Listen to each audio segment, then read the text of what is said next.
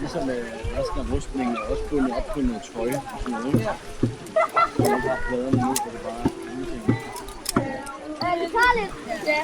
Så er sådan en skridt, jeg lige tager fingrene.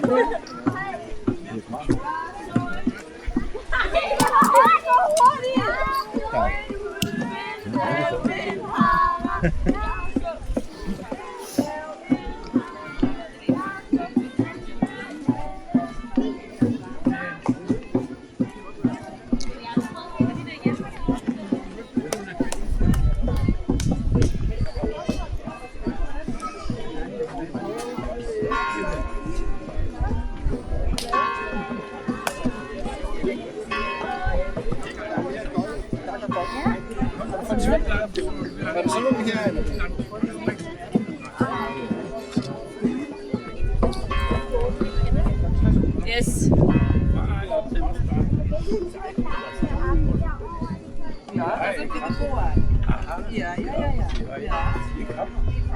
Ich war eine Reisebüro damals.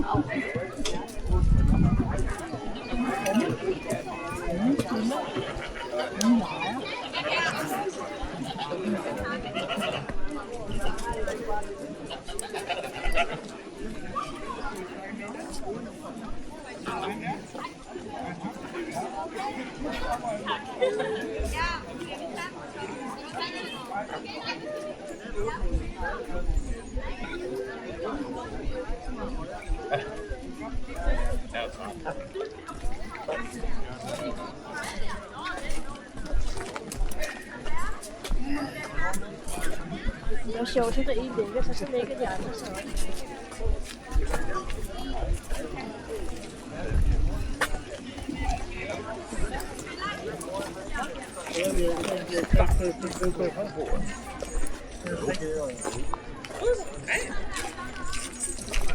Heste.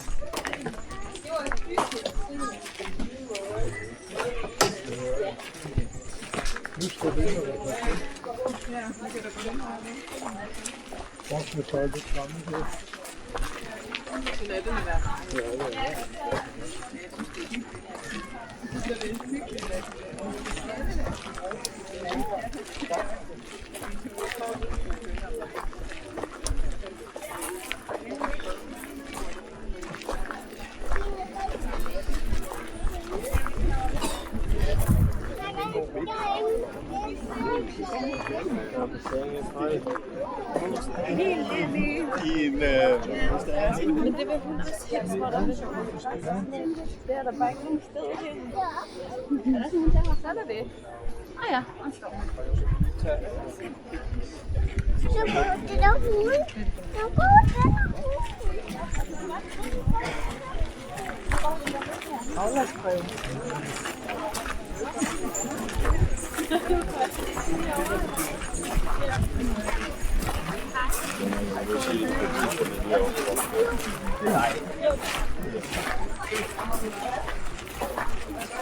Ja, fordi familie lige får besøg. Vi skal se, hvordan hun ligger. Det er længe siden. Ja, lige måde. Så...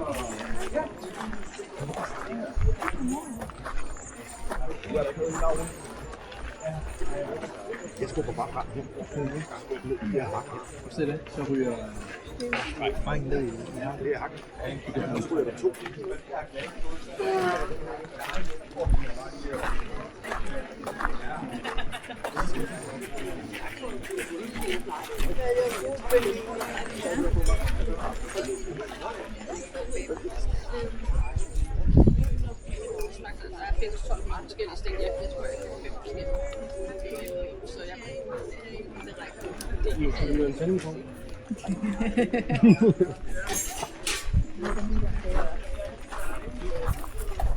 Det må være korsriverne. Ja, jeg tænkte også, hvad er det for noget, du vil regne med der med det lidt skov? Se der er en scoop. Nå ja.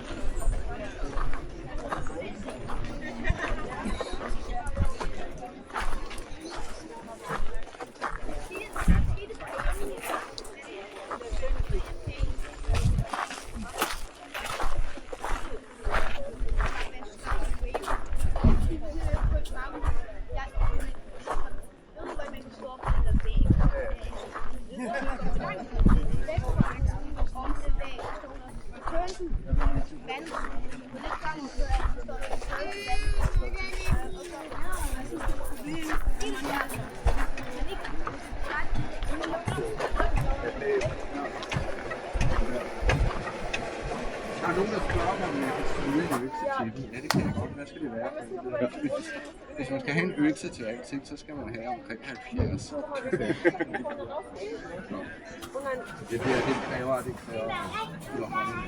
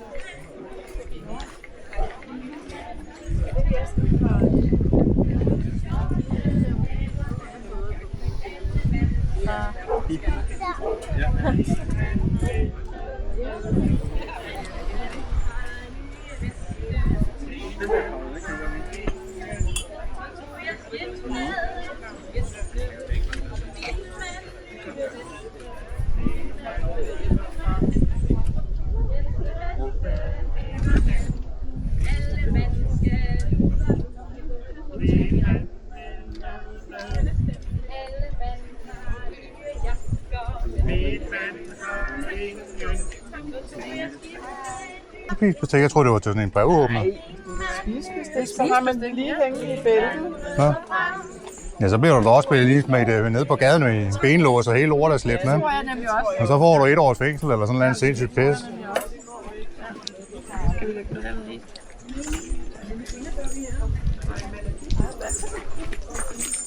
Den bunde, han gav sig ud i den skov. Hej og hå. Den skov, der er den hav, der sad og sov. Hej og hå.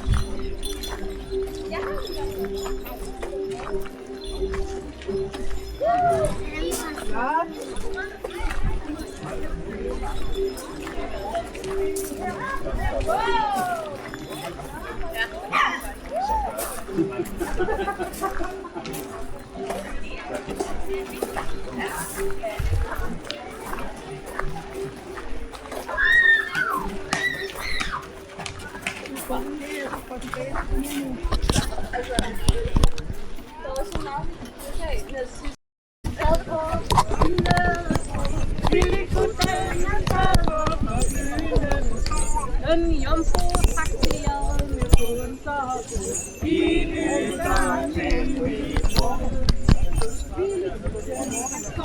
den jomfru den nat.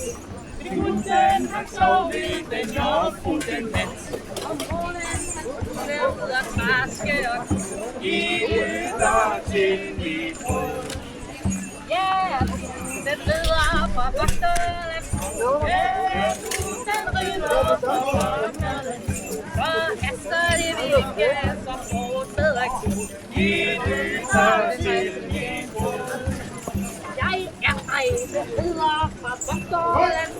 Jeg er ej, den rider fra vagterne. Jeg er bilgutten i møden.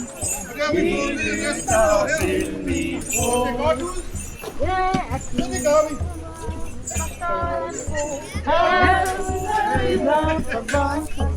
Og jeg tror i programmet, så er der vist noget om, at vi skal slås.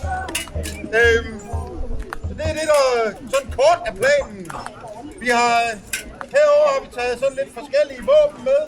Så det her kampshow, det bliver sådan lidt, hvor vi kommer til at snakke noget omkring de våben, vi finder frem.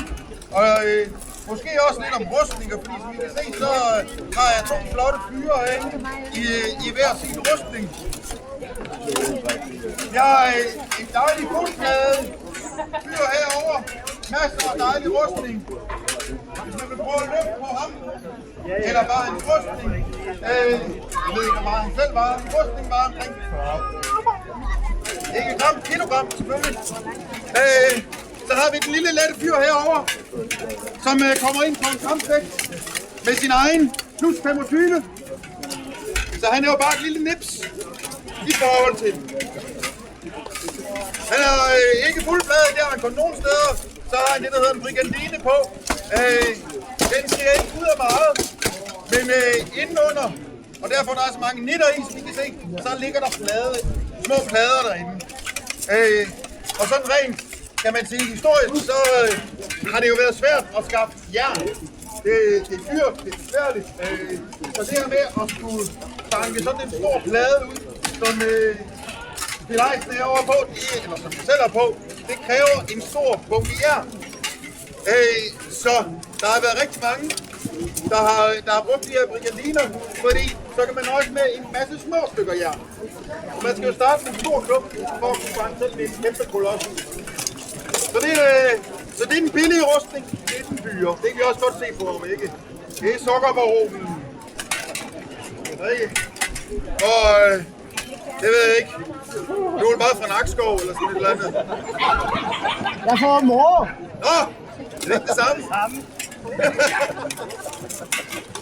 Godt.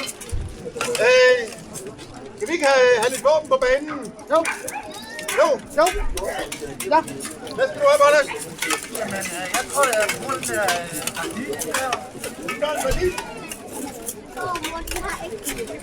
Det er også en kæmpe øl, storhåndsøvelse. Det hedder en barniche. Jeg ved ikke, hvor det har navnet fra, men vi plejer at sige, at det handler lidt om, hvordan den lyder, når den rammer.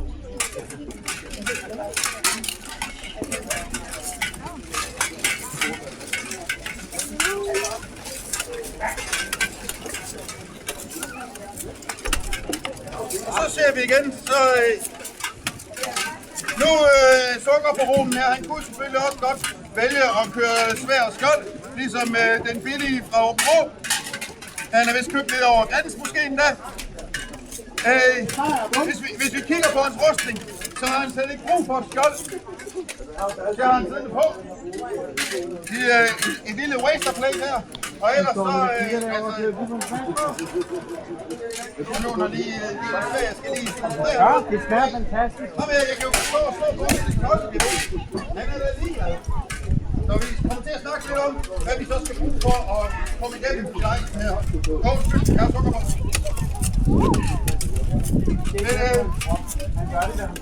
Når man ikke har så mange penge, så må man bruge svær skjold. Eller hvad? Ja. Du tænker, den er bedre? Ja. Godt. Jamen, så må du se, om du kan. Ja, lige... Nakskov! Åbro!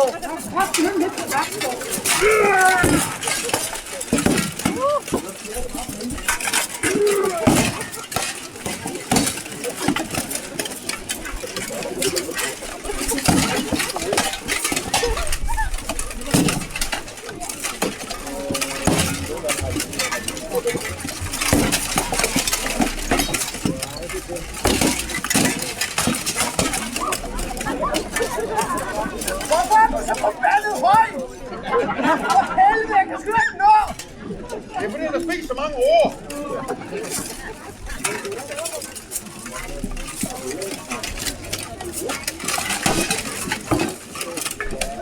Altså, du skal tænder på. Min syge farmor fra Horn, det der.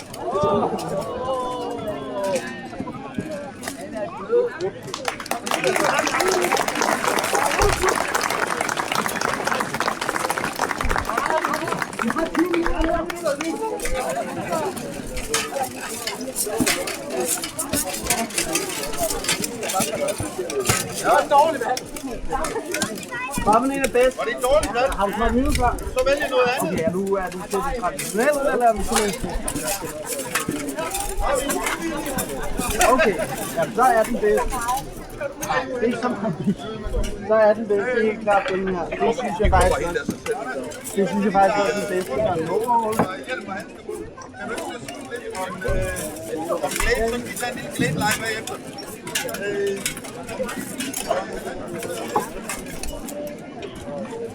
Den er god. Den er lidt her. og det kan man slet ikke smage. Det her!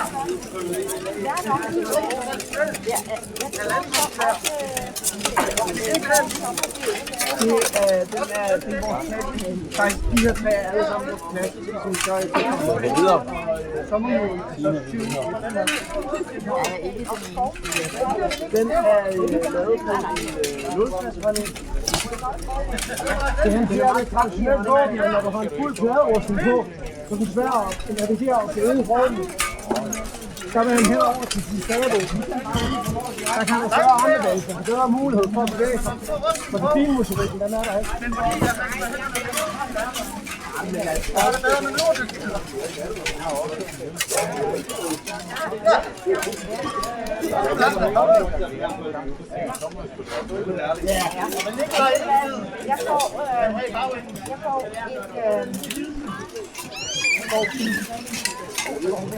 En 2 kopper. Ja. Er der æblesagen rabat? Nej, det er der desværre ikke. Altså den der hovedpine, jeg fik i går efter kronen, der er kommet tilbage nu. Ja. Skal du have det?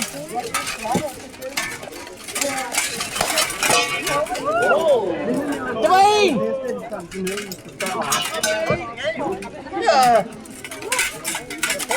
Husk, at det var den dyre rustning. Hvor er min løb? Jamen, det tror jeg, du havde. Den synes, hvor skal det i hvert fald lige til slag.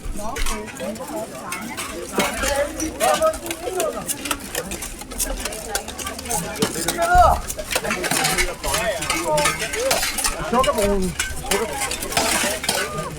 I siger snart stoppe og lige.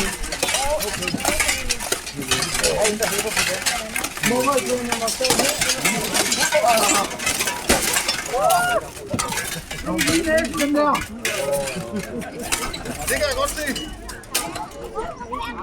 Den var skæv fra start af. Hvor lille hak. Det skal...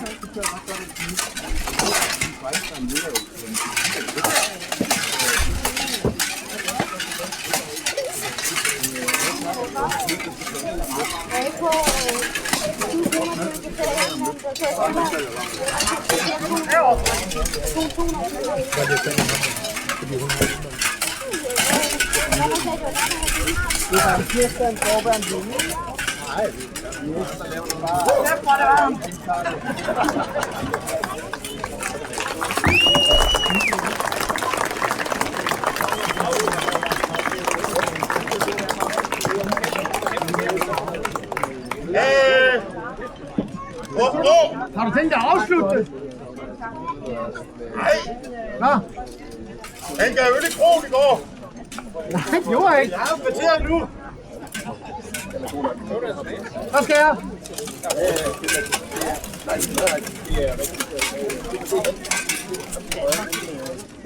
Ja, vi er lidt kunde.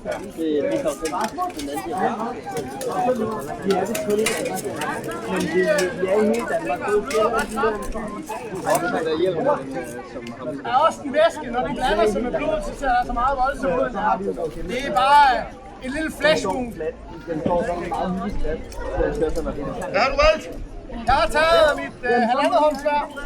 I modsætning til de to andre, så har jeg lidt mindre rust, der sidder ved min arm. Så der er ikke lige så meget, der sørger for min bevægelse. Jeg har også fingerhandsker. Jeg har bedre mulighed for at kunne få fat og gjort de her forskellige ting, som jeg gerne vil have. Jeg kan både bruge den som hug, at jeg kan komme ind og stikke, men jeg kan også lave den. Hvilken hjælp i ansigtet? Eller stikker mig. Den her er valgt som mit våben. Ja. Hvem vil du så slås med? Jeg tænker lige, at vi skal have ham der til at få noget luft. Så Elle Belle, det blev dig. Elle kom der. Han træder på dig.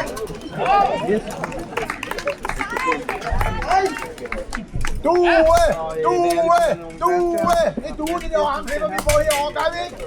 Og der har vi Due! Kom så, Due!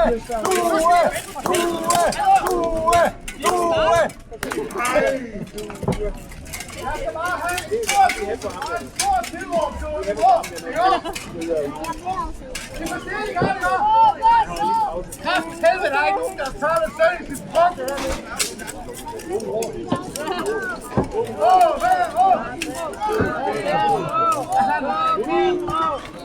Hvad siger du? Det er klar nu, ikke? Hvad siger du? Jeg er klar.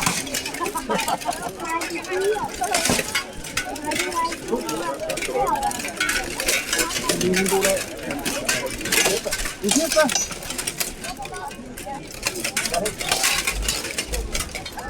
Kom så! Jeg kan lige bullet til det.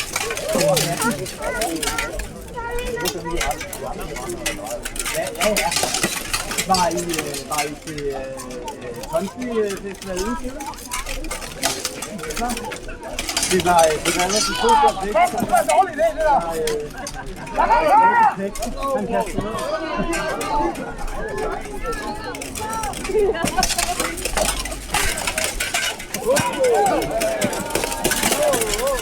våben!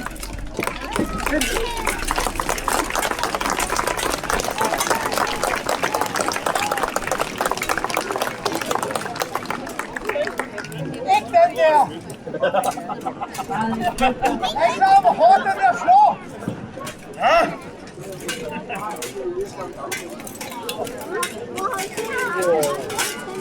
Du har et langsvær, og jeg har et langsvær, ikke? Prøv at se. Mit er lige så højt som dig. Og prøv at se her. Det er også lige så højt som mig. Ja, det er fair. Det må jeg være, ikke? Yep.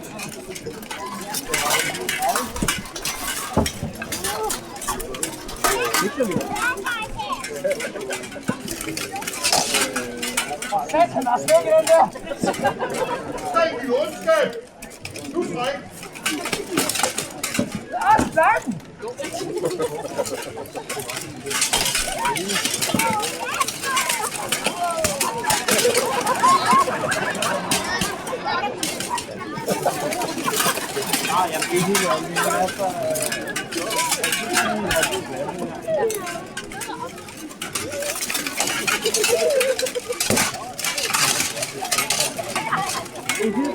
Nej, det er en boksekamp. Hvad? Nej, det er en boksekamp. Kom nu. Ordentlig sving. Og lukker?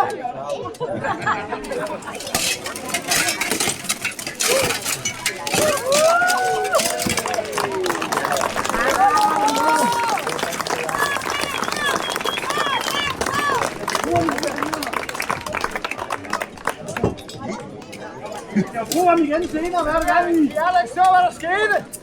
Har vi lige slow motion? Ja, du skynd dig.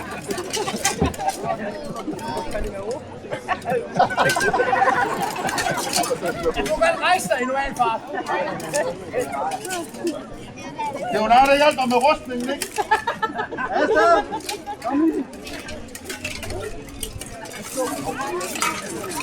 Det der skete. Det var en god dag.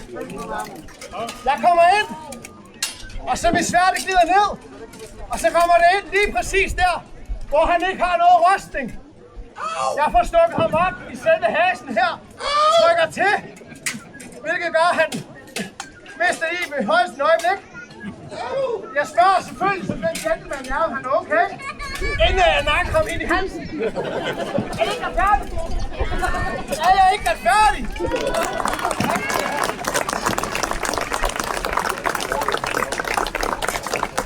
Det er netop mit trækslag over for bruge, og derfor vil vi også have ringbrynje på forskellige steder. Ingen af os har været kloge nok i dag, umiddelbart.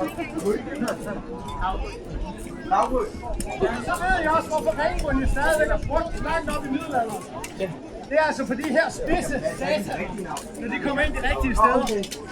I kan også se, at sukkerbaronen, han har også et skørt, der beskytter hans sukkerjuriner. Det bliver han nødt til, for indtil videre har han ikke fået sig en arving. Han har kun fået 2 piger. Så måske er det også på tide at skifte spænden ud. Du har ikke noget at sige.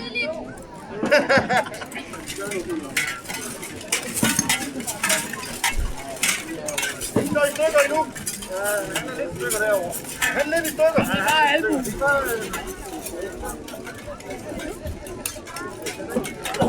er ikke så vigtigt. Ja. Jeg beholder den. Det er på penge. Det er simpelthen mit yndling. Er det også nu? Nej. Nå. Er vi her nu? Okay. Ja, jeg finder mig. Det som du prøver nu, det er lidt at køre samme teknik på det her, som jeg gjorde til at starte med. Men der han har fundet sig en god bønnekugle, og den kan sætte så hårdt. Det er ikke så, men godt. Det kommer an på, ikke? Er det ikke rigtigt? Ja. Nej. Hvad fanden er det der? Så.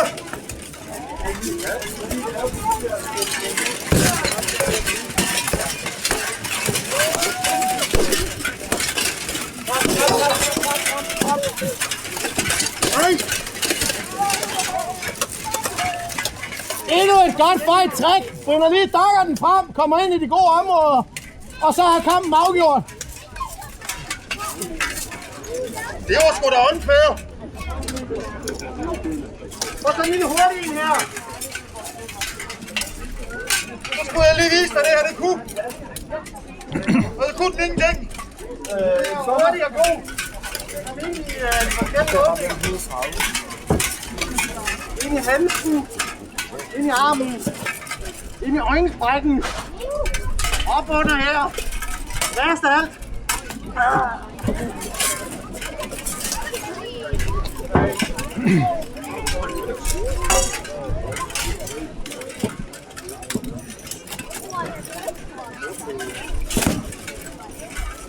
Kom så og sukker på roen.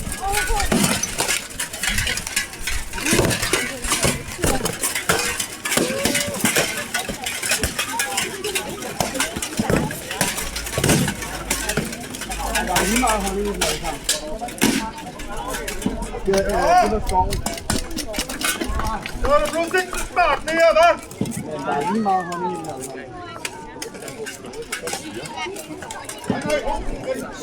Så godt på hug. Ja. Han kan godt på arbejde til mandag. Cheers, så!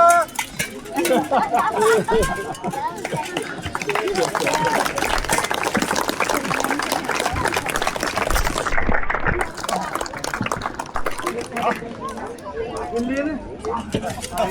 Hvad skal vi finde på nu? Jeg så lige have nogle gange. Hvad med at vi lader en på publikum vælge, hvad vi skal slås med? Var det ikke en god idé? Nej, vi har en god krig.